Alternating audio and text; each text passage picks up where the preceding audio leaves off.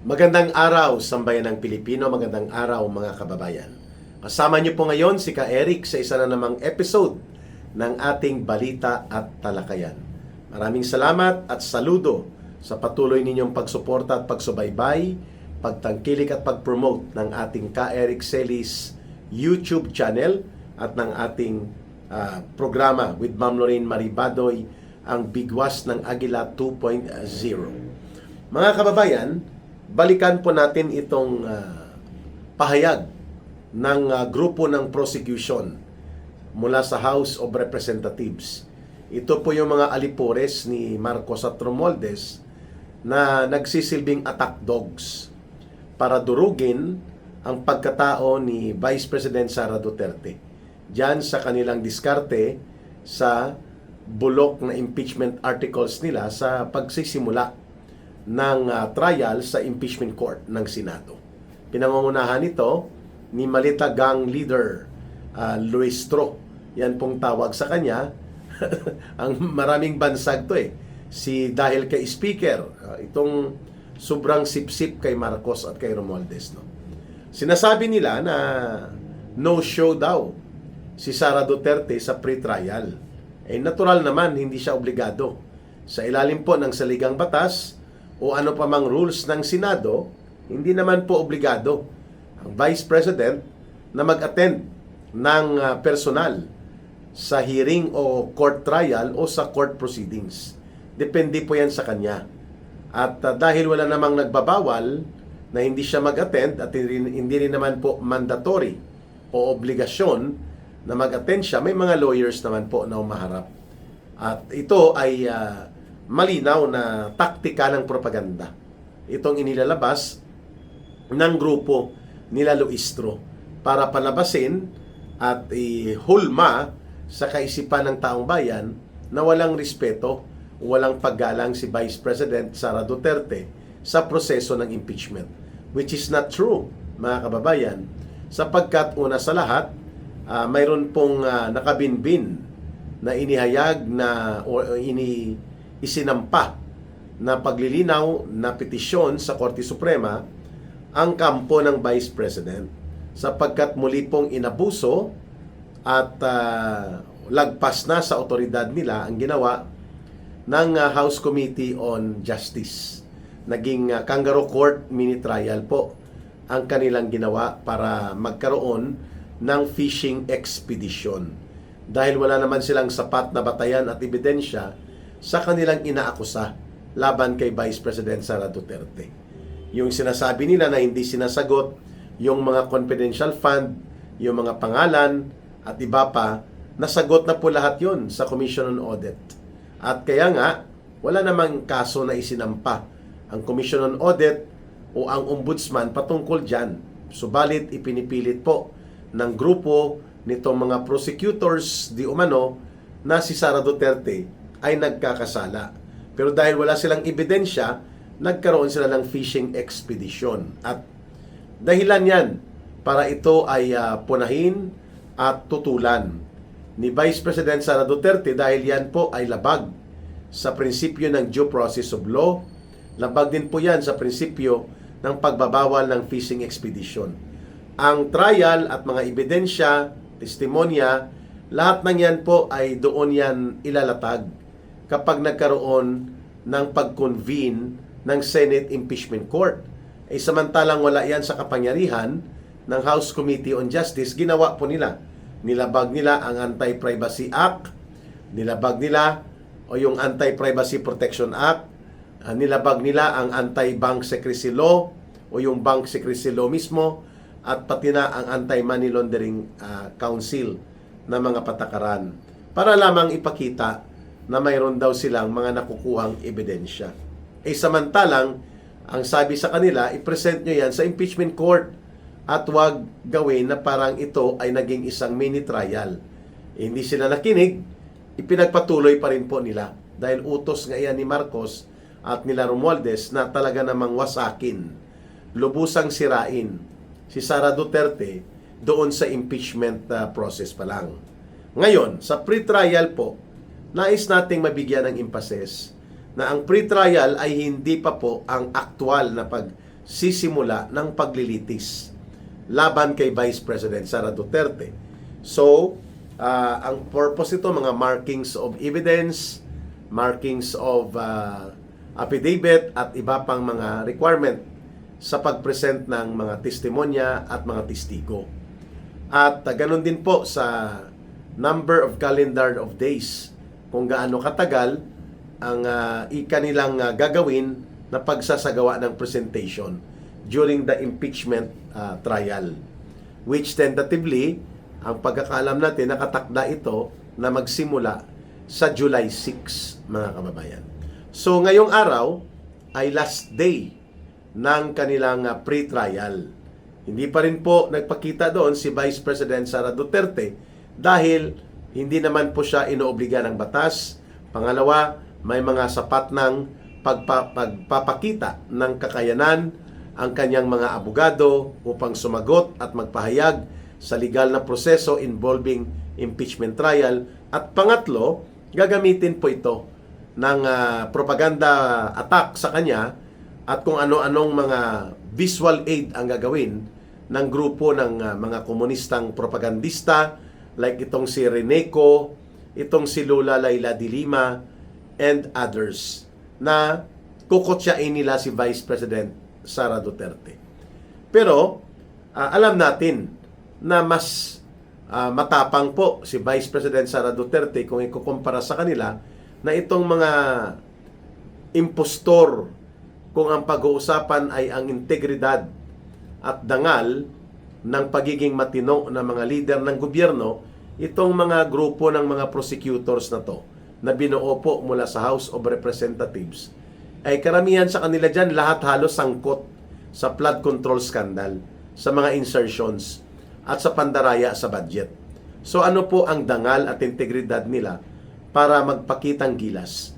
Sila mismo ang bahagi ng mga nakinabang o nag-enable o sumuporta kay Marcos Jr.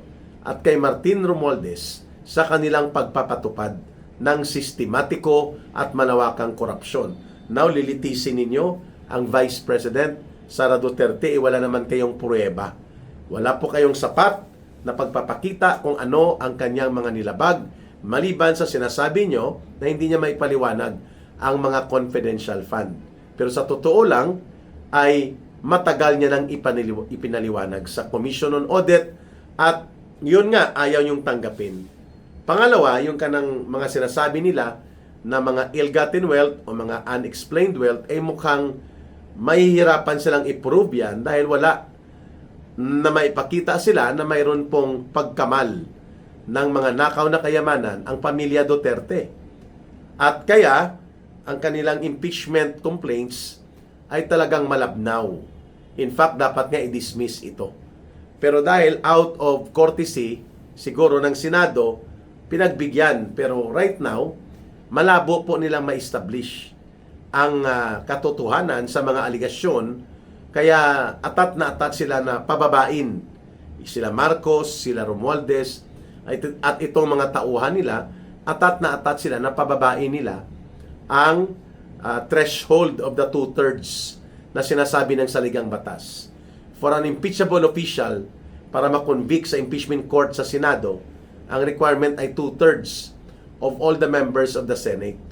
Hanggang ngayon po, hindi nila yan may pakita kung bakit hindi pwedeng tawagin na members of the Senate si Senator Jingo Estrada at si Senator Bato de la Rosa. Sapagkat there is no vacancy declared on their office. No? Wala lang sila physically. Pero the numbers of composition ay pareho pa rin, 24 pa rin po. Unless there will be an amendment to the Constitution, ang senador na bumubuo ng Senado ng Republika ng Pilipinas, 24, hindi po 22. Kahit pa na si Senator Bato de la Rosa po ay nagtatago, nag-safety ng sarili niya dahil sa bogus at maabuso na paggamit ng ICC warrant of arrest laban sa kanya nitong gobyerno ni Marcos Jr. Ganon din po si Senator Jingo Estrada na pinipilit-pit upang siya'y durugin sa impeachment or sa pagkalas sa grupo nila Senator Alan Peter Cayetano at maging bahagi ng sunod-sunuran, nakatali sa liig at nakatali sa ilong ng mga senador ni Marcos Jr. So, the only thing na magkaroon ng vacancy ang opisina at posisyon ni Senator Bato de la Rosa at ni Senator Jinggoy Estrada ay number 1, kung mag-resign sila. Number 2, kung sila ay mamatay. Number 3, kung sila ay ma-expelled ng mga miyembro nila na dapat may 16 senators na boboto sa isang plenaryo upang ipatalsik o palayasin bilang senador si Senators Jinggoy Estrada and Bato de la Rosa. Wala.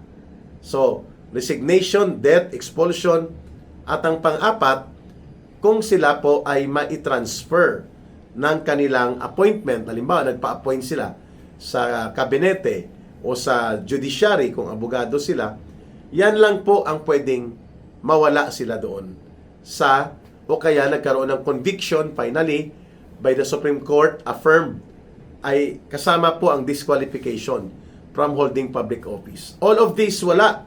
So paano naging blanco? At paano na hindi na sila senador kung hindi sila bibilangin? Pero dinodoktor po at pinipilit nila na ito ang interpretasyon. Kagaya din po ng pagpipilit nila na dapat uma-attend si Vice President Sara Duterte sa impeachment proceedings sa Senate, which is hindi rin po required, no? Kaya naman tayo po ay nananalangin na sana maibasura na ito ang masama at baluktot na impeachment cases na ito kung idideklara ng Supreme Court na ang buong proseso na ginawa nila sa House of Representatives ay tantamount to fishing expedition and therefore it was lagpas na sa otoridad at jurisdiction ng Committee on Justice.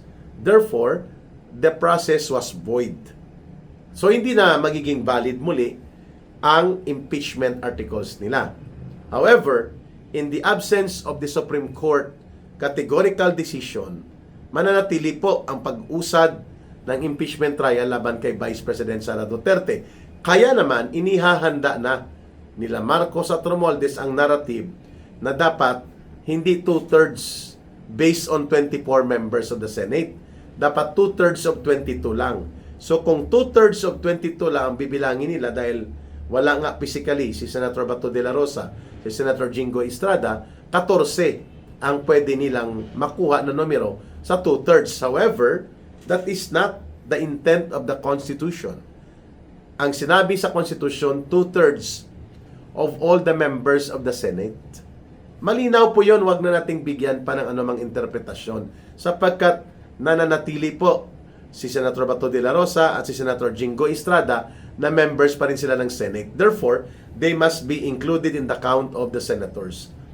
24 dapat. So, 2/3 of 24, 16. Right now, 13 lang po ang mga hudas na senador ni Marcos Jr. Baka hindi pa lahat bumoto kaagad, no? Ay dahil ang iba dyan, re-electionist. No? For example, si Mig Zubiri, baka magpa-re-elect ito. Si JB Ejercito. So, it will be a very big political disaster para sa kanila kung sila ay mamamarkahan na nakipagsabwatan sila upang tanggalin ang mandato na ibinigay ng 32 million na mga Pilipino na nagtitiwala kay Vice President Sara Duterte bilang pangalawang pinakamataas na opisyal ng ating bayan, ng ating bansa, na ngayon ay pilit tinatanggalan ng kanyang otoridad at kapangyarihan dahil lamang kalaban siya ng gobyerno ni Marcos Jr. So the pre-trial has already concluded today. And nakita natin na marami po sa mga witnesses ayon sa mga iniulat ng mga tagapagsalita ng both the prosecution and defense panel ay may mga magkakapareho silang mga witnesses, may mga magkakaparehong mga ebidensya. Kung papaano po ito i-present at papaano ang sequence niyan, ang unang magpe-present po dyan ay ang House Panel of Prosecutors. Sapagkat sila po ang nag-aakusa at nakasaad yun sa kanilang articles of impeachment ang di umano iba't ibang mga impeachable offenses o kasalanan ni Vice President Sara Duterte. So they have to prove that in an open impeachment court.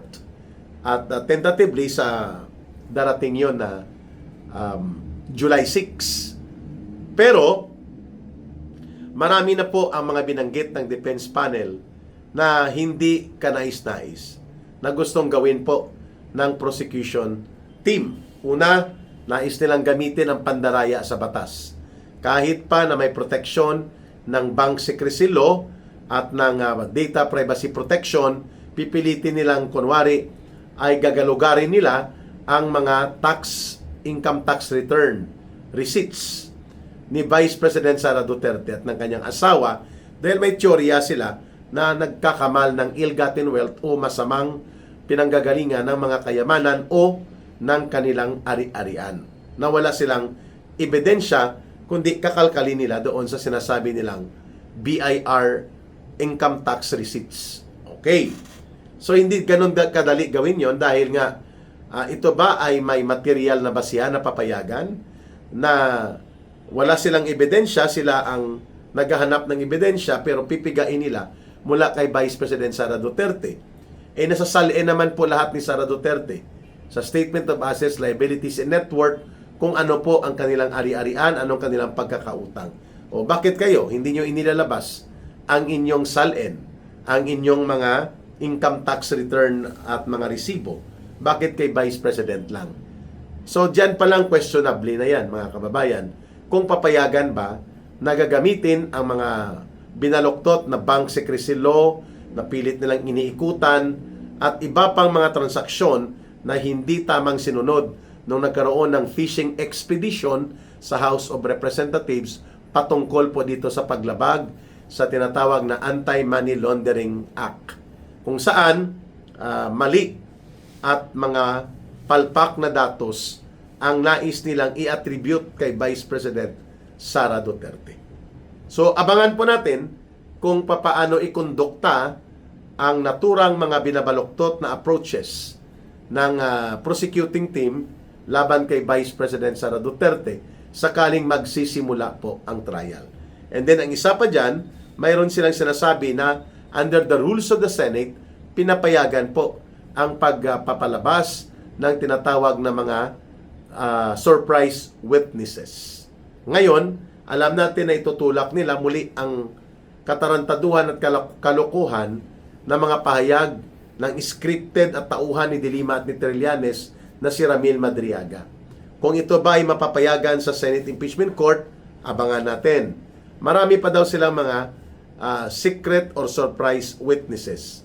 So, kung anong rules ng Senate dito, ng Impeachment Court, ay aabangan natin kasi mayroon ng previous dyan na ruling sa Senate Rules on the Impeachment Court na both sides, ang prosecution at ang defense team, can request the Impeachment Court na paaprubahan ang surprise witnesses kahit na hindi sila initially na-identify during the pre-trial.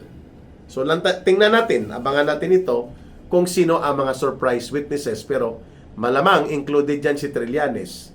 Mga bata-bata nila yan eh. Sila Matibag. O, sino pa?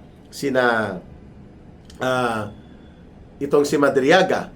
At malamang naghahanap pa sila ng magbibigay laman o corroboration doon sa kasinungalingang sumabog sa kanyang sariling mukha nang ipinresenta si Madriaga sa House Committee on Justice.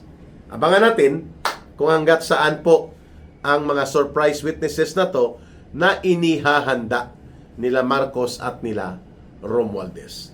Pero isa pong sigurado natin na wala silang bilang ngayon ng numero ng 16. Unless mapipiga nila ang magkapatid na Villar pero 15 pa rin sila.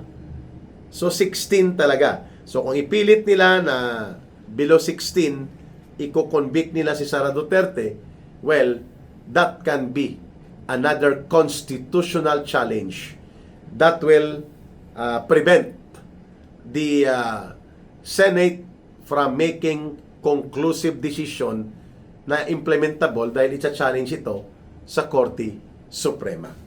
Malamang, kaya yung kanilang information operations, yung psychological warfare operations nila, na kinokondisyon ang taong bayan na makokonvict si Sara Duterte, nilalabag nila ang tinatawag na constitutional mandate of the reference of 2/3 to all of the senators. Hindi po ito palalagpasin simple lang ng mamamayan. Nakabantay po ang taong bayan hinggil dyan. Maraming salamat sa inyong pagsubaybay, pagtangkilik, pag-like, pag-share, pag-promote ng videos natin at ng ating channel sa Ka Eric Celis YouTube channel. Utang na loob po namin yan sa inyo. Mahalin natin ang bansang Pilipinas, walang ibang magmamahal nito, kundi tayo ring mga Pilipino. Para sa Diyos at sa Pilipinas nating mahal, may God bless everyone. May Allah will be with those who are Muslim brothers and sisters. Muli, ito po si Ka Eric. Bye for now. Mabuhay!